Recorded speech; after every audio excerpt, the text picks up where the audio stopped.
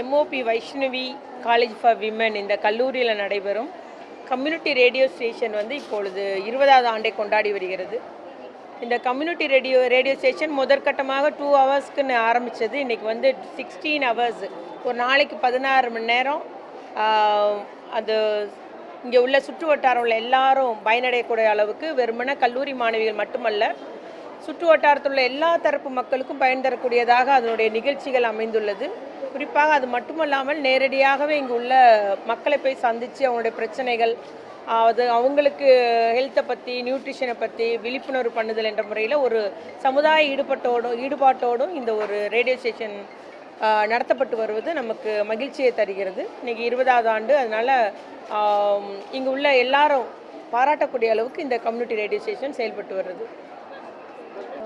இப்போ வந்து நம்ம பெண்கள் உழைக்கும் மகளிர், அதாவது உற்பத்தி துறையில் உள்ள தொழில் முனைவோர்கள் வந்து கிட்டத்தட்ட 42% இந்தியாவிலே வந்து நம்ம 42% பெண்கள் வந்து தமிழ்நாட்டில் தான் இருக்குன்றது கவர்மெண்ட் ஆஃப் இந்தியாவுடைய ஆய்வறிக்கை, அவங்களுடைய ரிப்போர்ட் மூலம் தெரிய வருது. அவங்களே சொல்லியிருக்கிறாங்க, அதிகம் இந்தியாவிலே முதன்மை மாநிலம் தமிழ்நாடுன்றது. அதே மாதிரி உயர்கல்வி படிக்கக்கூடிய மாணவர்களுடைய எண்ணிக்கை வந்து தமிழ்நாட்டில் தான் அதிக அளவு இருக்கிறதுன்றது கிட்டத்தட்ட 42% மேலே இருக்குது. அதே மாதிரி நம்ம புதுமை பெண் திட்டம்லாம் வந்தப்புறம் பார்த்திங்கன்னா 10% அளவுக்கு நமக்கு உயர்கல்வி கல்லூரி கல்வி படிக்கிற மாணவிகளோட எண்ணிக்கை அதிகரிச்சிருக்கு. அதுமாதிரி மோட்டார் வாகன உற்பத்தி துறையில் தமிழகம் தான் இந்தியாவிலே முதன்மை மாநிலமாக இருக்குது. நம்முடைய தமிழ்நாட்டு இளைஞர்கள், இளம்பெண்கள் எல்லாருமே உலக அளவில் எல்லா நாட்டிலையும் வேலை செய்கிறாங்க.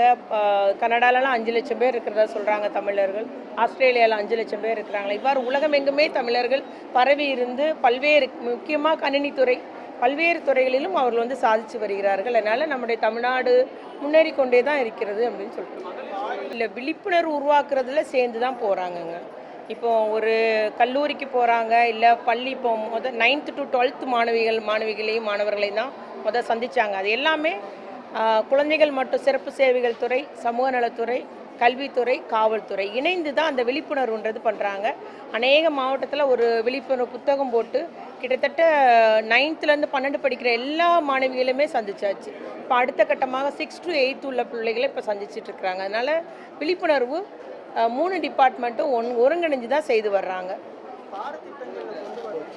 இல்லைங்க, அது நிச்சயமாக அரசு பரிசீலிக்கும். சரிங்களா? ஏர்போர்ட்லேருந்து ஸ்ட்ரெயிட்டாக வந்தாங்க.